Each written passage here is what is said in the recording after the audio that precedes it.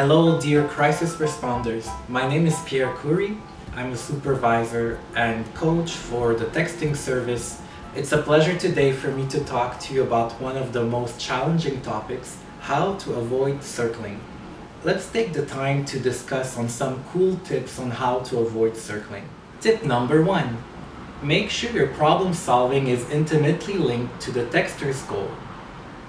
I would say that the number one reason that's behind circling conversations would be that there seems to be a disconnect between the problem-solving stage and the texter's true purpose for their call of help.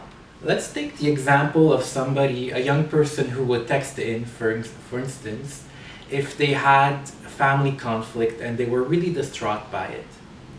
Now, it would be tempting at the end of the conversation to simply say, are there ways for you to calm down or de-stress?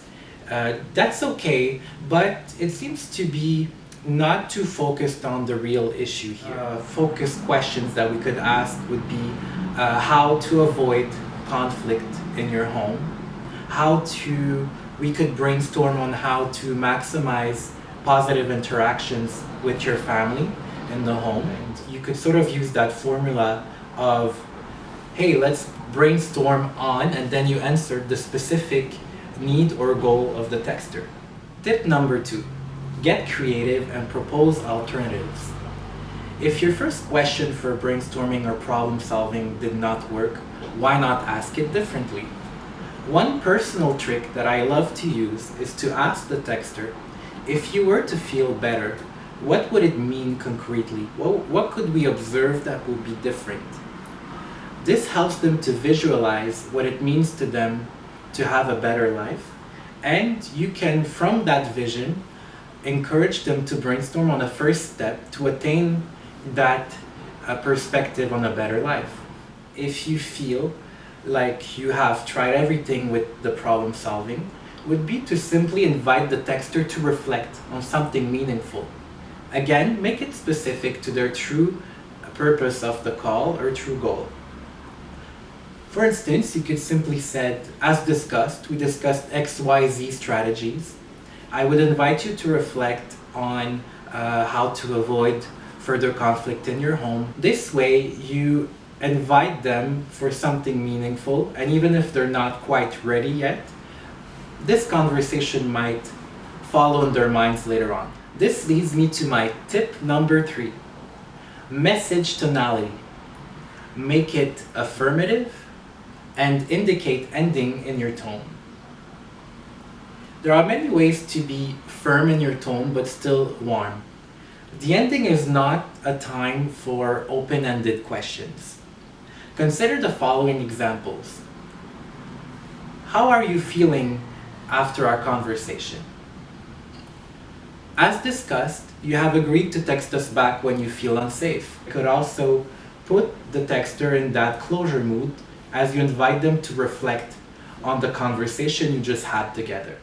Finally, the most important message I want to tell you is, and we could maybe call it a final tip, is to accept the limitations of both the service that we provide and the limitations of the texter.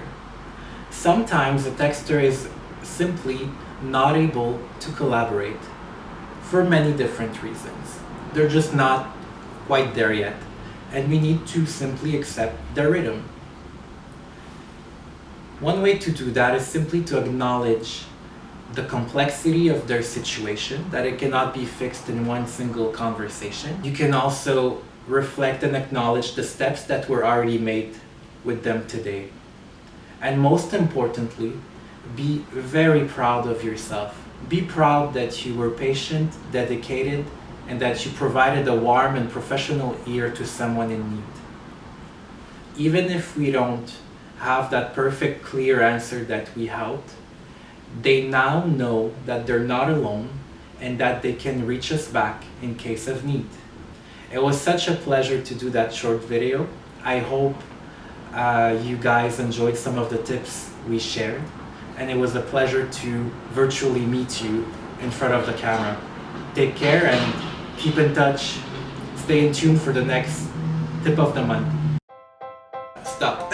Continue. Say to I make. Okay,